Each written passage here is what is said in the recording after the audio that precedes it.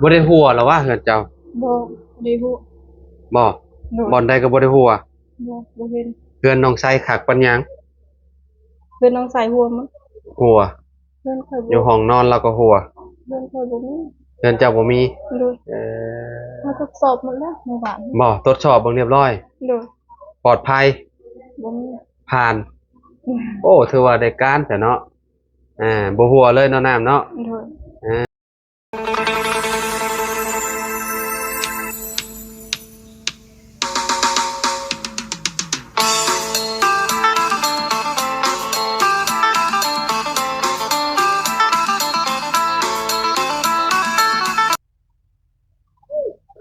กราบสบายดี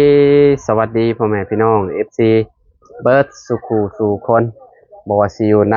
และก็ต่างประเทศเด้อพี่น้องเด้อเนาะก็ยินดีต้อนรับเข้าสู่ช่องบ่าวลาวสตูดิโอคือเก่าพี่น้องเนาะเอามื้อนี้เฮาก็เข้ามาหาทางน้องน้ำเพิ่นพี่น้องเนาะพอดีว่าซื้อแนวหลอกเคลื่อนมาให้เพิ่นเนาะยวงจับลูกกุญแจพี่น้องเนาะ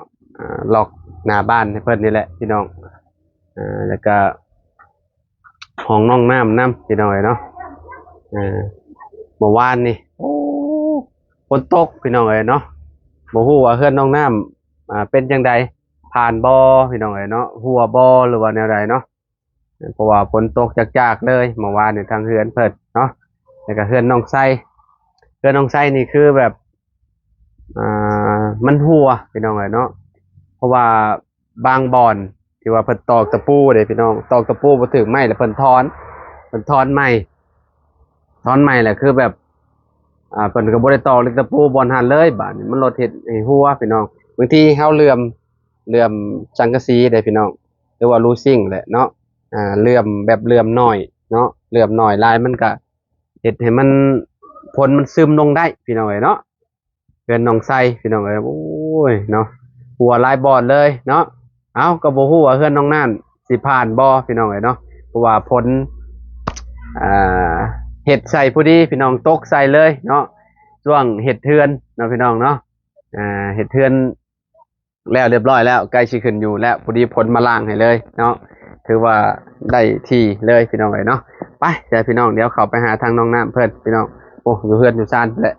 สร้างบ่มามื้อนี้พี่น้องเนาะพอดีว่าเพิ่นบ่มีแนวเฮ็ดแล้วเนาะเพิ่นก็เลยบ่ได้มามื้อนี้เนาะเอาเข้าไปหาน้องน้ำก่อนพี่น้องโดยไปพี่น้องเนาะมื้อนี้ก็ครึมๆเมืองฟ้าก็ได้เนาะครึมๆร้อนพี่น้องเนาะอบอ้าวอากาศอบอ้าวพี่น้องเนาะโอ้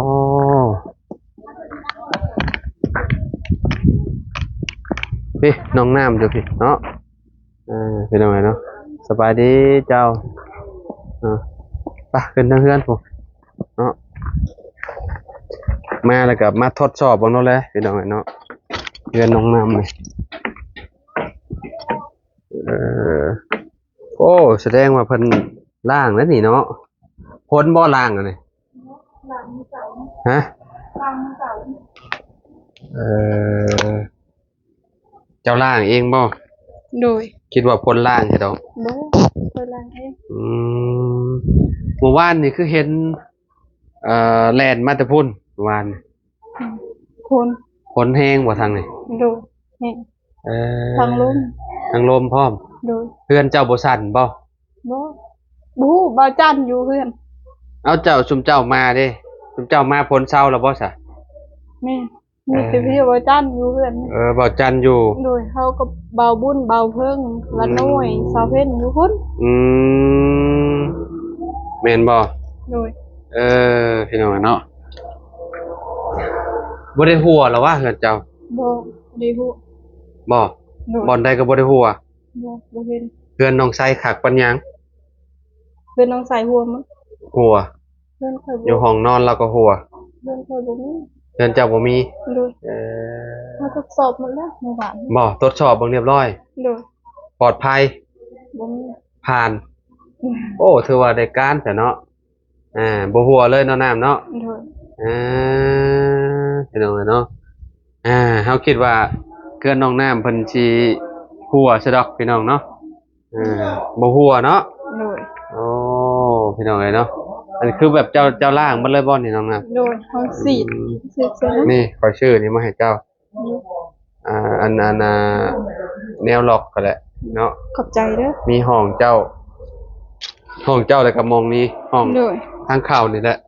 มื้ออื่นช่างมาบ่เนาะบ่ฮู้หรอก หมามาอื่น มาบ่ โดย ดินเด้ซะ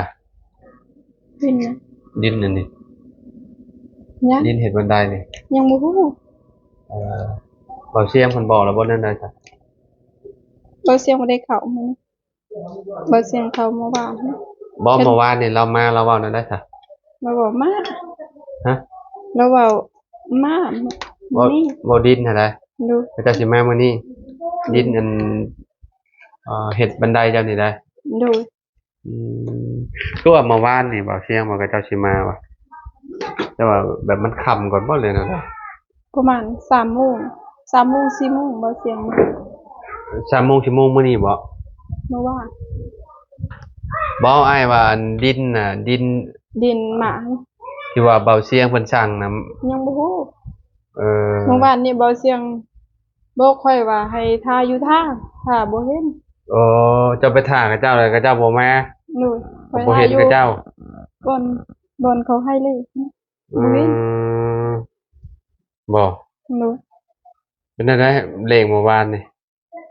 โอ้ บ่ใกล้เลย ดู เออออกยังเนาะเมื่อวานนี่ บ่ฮู้ 45แต่ละคนเห็นคือแบบ3พอเห็นน่ะ36พี่น้องเอ้ยเนาะห้ามบ่ใกล้พี่น้องเอ้ยเนาะ อืมคือว่าแหละเนาะคะแนนถือถุงงวดก็โทษคือว่าให้โชคดีสุดๆแล้วเพราะล่างหมดเลยนี่เนาะอืม เอาโถสีดซะ ห้องน้ำห้องโมเมนต์พี่น้องเนาะบนห้องนอนน้องน้ำเนาะโอ้เราปิดคักอยู่สันมุมนี่เนาะทางต่างเพิ่นเราเฮ็ดเนียบเลยได้พี่น้องเนาะ เพื่อนน้องสายเขามันไม่ได้ปิด ปิดอยู่แต่ว่ามันห่างๆหิ่งๆเด้ เนาะ แล้วก็อีกอย่างหนึ่งการตอกตะปูก็มีแต่หมองเป็นปล่องเต็มอยู่เลยพี่น้องเนาะแต่ว่าเพื่อนน้องน้ำมันบ่ได้มีเด้พี่น้องบ่ได้มีปล่องเลยเนาะคือว่าแบบผ่านได้พี่น้องเนาะ ไม่เปลี่ยน มุมนี้ก็บ่ได้เป็นหยังเนาะน้องน้ำเนาะบ่บ่ได้เป็นหยังเลยบ่มุมนี้ เนาะ ก็ บ่มีบ่เป็นเปลี่ยน บ่เปียกเป็นหยังเลยเนาะข้อยคิดว่าเปียกพ้นหัวใส่จะดอกอันนี้บ่แม่นเนาะ อยู่ เปียกเป็นล่างเพื่อนเพิ่นพี่น้องเนาะได้เบิ่งข่าวอยู่บ่หึ เบิ่งอยู่ เป็นอะไร ข่าวใน ฮะ คนไทยนะ อ่า เห็นอยู่ เป็นอะไร สงสาร สงสารบ่ ดู เอแต่กระบาปเนาะเพลงงานเนาะ ดู แต่ว่าเพิ่นอยู่ในตึกก็แหละพี่น้องเนาะแต่ว่าบางคนก็ลงมาบ่ทันบางคนก็ได้บางคนก็หนีออกมาได้พี่น้องเนาะแต่ว่ามันเฮาก็บ่ได้คาดคิดเนาะว่ามันสิเกิดนะพี่น้องเนาะแต่ว่ามันมาปุ๊บปั๊บเลยเฮ็ดให้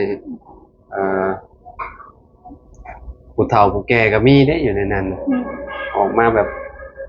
ยากพี่น้องเนาะบางคนก็อยู่จุดสูงเลยบางคนก็ได้ คือแบบลงมาบ่ได้ตกลงนี่ห้องเจ้าอยู่มุมนี้บ่ ดู เอาห้องนี้เนาะ ดู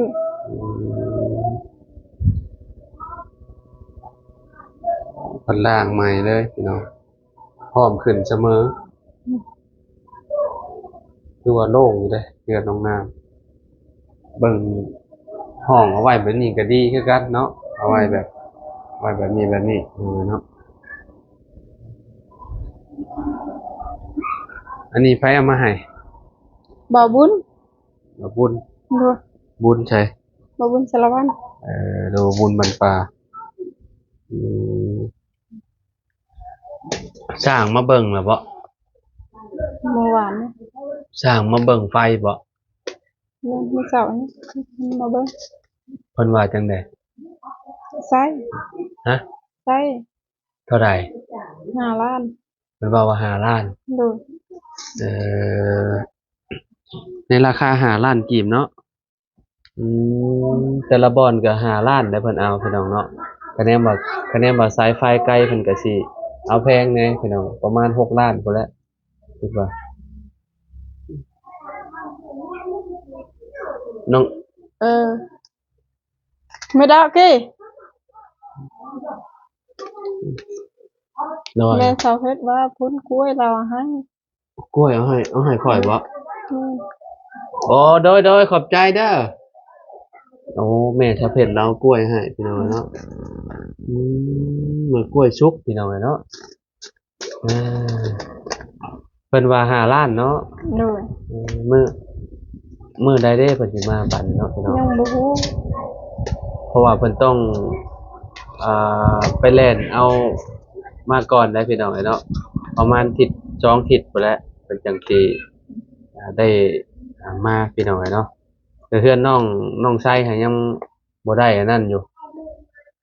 ยังบ่ได้กองเตอร์อยู่ยังบ่ได้ใช้ไฟอยู่พี่น้องเอ้ย nhưng mà thân sảy thì nó sảy มัน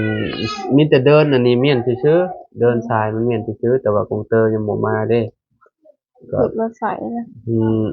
ยังบ่ได้ใช้เป็นเดือนแล้วเด้นี่ ừ. Bên biển เป็นเดือนแล้วบางคนก็2 เดือนพุ่นน่ะพี่น้อง cả đun đi โดนอยู่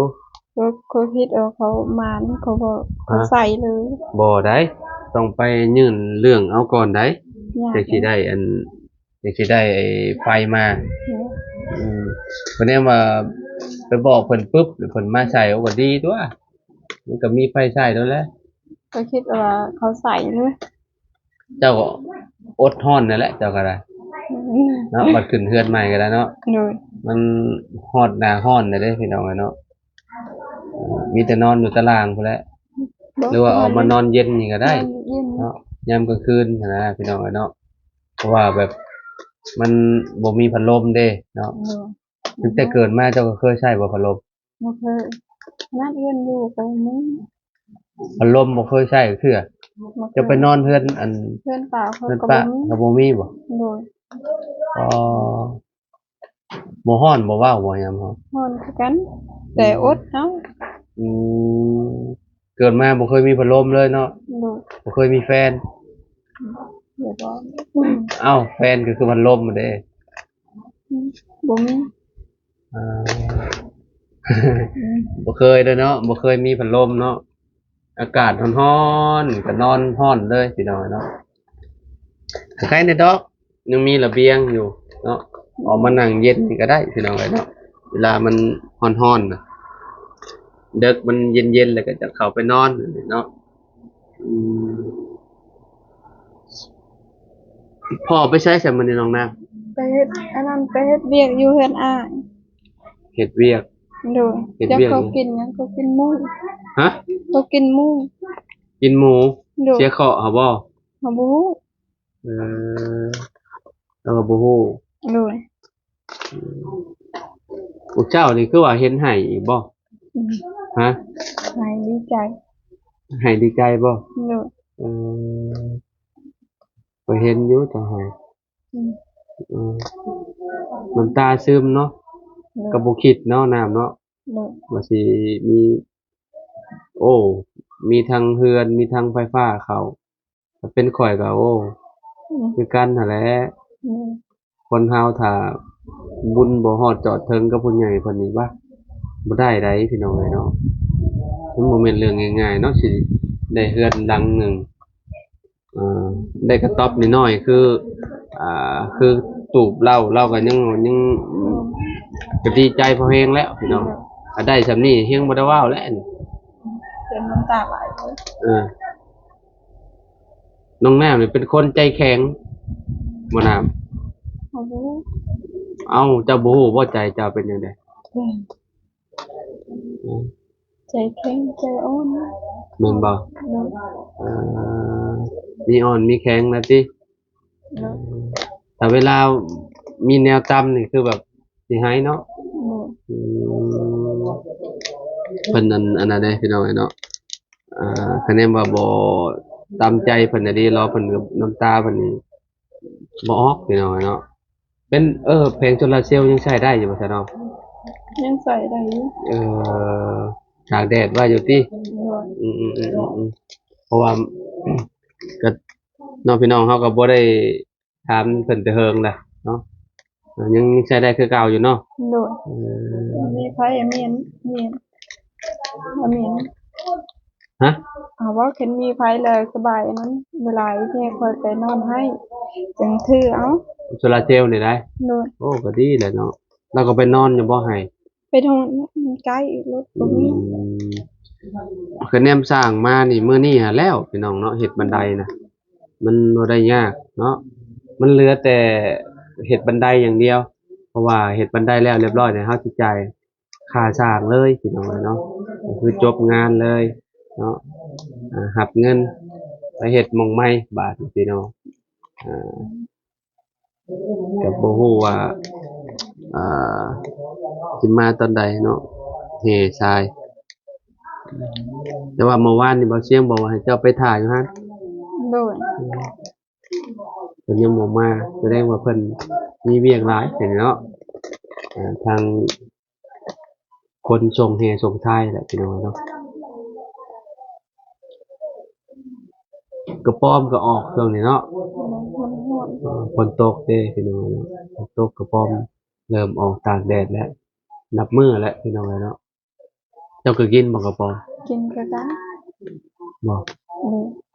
เฮ็ดแบบได้กิน เพิ่นแม่พอ ป่นบ่ป่นหรือก้อย พอเฮาปุ้น พอเจ้ามักป่นบ่ โดย อ๋อก้อยจะม่วงก็ซอต้องเนาะอะไรเนาะ บ่เคย บ่เคยบ่ โดย เออบ่เคยจักเทื่อเนาะ บ่เคย โอ้เขตสุดท้ายใส่หมักกระซอได้มะม่วงกระซอได้หอมๆได้สุดยอดเลยแซ่บพี่น้องเนาะอาหารตามฤดูกาลเนาะในช่วงนี้หากิน แต่ว่าช่วงคือแบบถ้าวิทย์หนาบ่แม่นวิทย์หนาฝนพี่น้องก็คือแบบเวลาฝนตกดูๆแหละสิบ่ได้กินแหละช่วงนั้นเพราะว่ามันมีพยาธิแหละพี่น้องอยู่ในท้องมันหั้นนะ มีหยังก็คือกันหลาย เออกินคือกันเนาะจักจั่นกินบ่เจ้าฮู้บ่จักจั่น กินคือกันจักจัน อืมจักจั่นแล้วก็เขตนี้มีหยังที่ว่าหากินยามฝนเฮ็ดเนาะเฮ็ดมีบ่ เครียดว่าหาเฮ็ดละไม้ เฮ็ดหยังออกแถวนี้ เฮ็ดพวกเนาะ เฮ็ดปวกมีบ่แถวเขตจังจั่น นี่ เอ่อเฮ็ดปวกเฮ็ดดินเฮ็ดดอนเนาะ โดย แมงขนูนอึ่ง มีมั้ย อึ่งมีบ่ บ่มี บ้านทุกเจ้าใด โดย อึ่งบ่มีบ่ โดย เออโอ้พี่น้องบ่มีเนาะเขตนี้เนาะ โดย แต่ว่าเขตชุมเฮามีอยู่มันเป็นโคกพี่น้องเนาะ เครียด แล้วที่มันเป็นภูเนาะมันหลบบ่มีเนาะเนาะ โดย เขตแถวชุมพรมันมีอยู่พวกอันน่ะอึ่งเข้าอึ่งย่างพี่น้องยามฝนตกผ่าดังใหม่ๆโอ้ยต้มใส่ใบมะขามอ่อนแซ่บเนาะ โดย เอ่อพี่น้องเอ้ยเนาะน้องน้ำสิแล้วเรียบร้อยแล้วพี่น้องอีก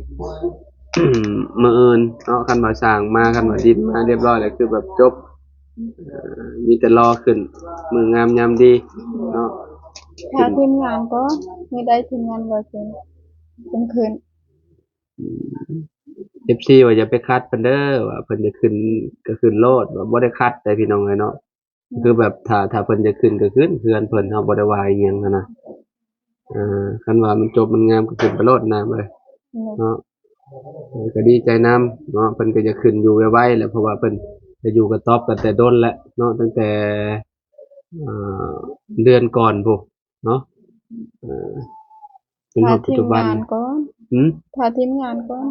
ถ้าทีมงานขึ้นหมดกันจังขึ้น บางคนก็มาบ่ทันกันก็มี เจ้าก็แจ้งบอกในทีมงานนั่นแหละ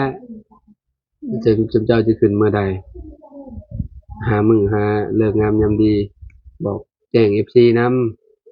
ำไปปรึกษากันเบิ่งก็พอว่าสิเอามื้อใด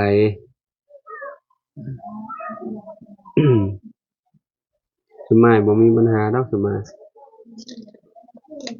เฮาก็บ่ได้อยู่นำเพิ่นเด้พี่น้องแล้วแต่เจ้าของเพิ่นหั่นนะ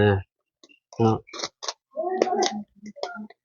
เอาประมาณนี้พี่น้องเนาะอันทางน้องน้ำเพิ่นก็สิไปซอยทางลุงเฮิมแหละพี่น้องเอ้ยเราไป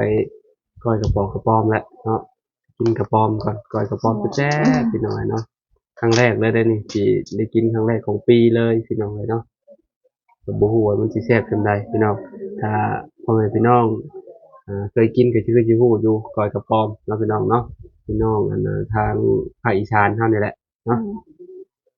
ตอนนี้สถานการณ์อยู่ฝั่งไทยเป็นจั่งใดเด้พี่น้องเอ้ยเนาะ เรื่องแผ่นดินไหวพี่น้องทุกเฮาก็ขอเป็นกำลังใจให้เด้อพี่น้องเด้อเนาะส่งกำลังใจให้สู้ๆเนาะน้องน้ำเนาะสู้ๆเด้ออ่สู้ๆอะไรพี่น้องเนาะให้มันผ่านพ้นไปด้วยดีเนาะน้องน้ำเนาะโดยอ่าก็คือแบบโอ้โมเมนต์40 ปีได้แล้วบ่จักพี่น้องตะกี้แต่ก่อนคือได้ยินเพิ่นเว้าว่า40 ปีที่แล้วเคยมีอยู่ว่าซั่นแผ่นดินไหวเนาะ ตั้งแต่เฮายังบ่เกิดพู้นพี่น้องเนาะก็บ่ฮู้ว่าแฮงหรือคอยตอนนั้นแต่ว่าเอ่อ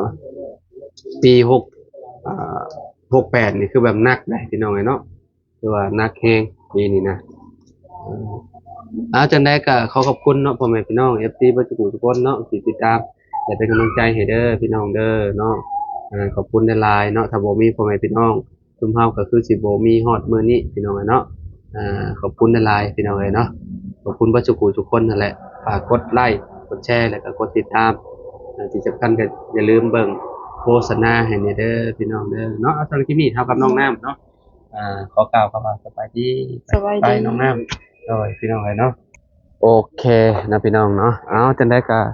ขอขอบคุณพ่อแม่พี่น้องเบิดทุกคนอีกเทื่อหนึงเด้อพี่น้องเด้อเนาะเอาสำหรับคลิปนี้ไปแล้วพี่น้องพอกันคลิปหน้าเด้อสบายดี เรื่องน้องน้ำก็ปลอดภัยพี่น้องบ่เป็นหยังเนาะผ่านเนาะ